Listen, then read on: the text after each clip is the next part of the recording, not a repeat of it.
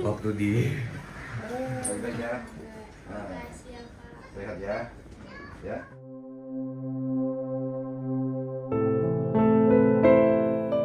Kisah pahlawan penyelamat kucing Nabila Febrianti, bocah SD yang kakinya diamputasi karena terlindas truk saat menyelamatkan kucingnya, mendapat perhatian Menteri Pertahanan Prabowo Subianto.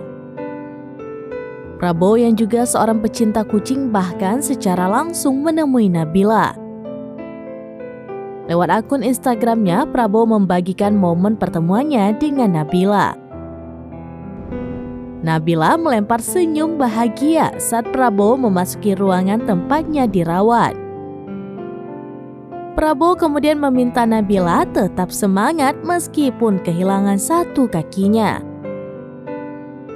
Pada unggahan video di akun @prabowo, ia menuliskan caption, "Dari senyum dan sorot matanya, Prabowo menangkap getaran semangat yang sangat besar dari Nabila untuk bisa terus mewujudkan cita-citanya."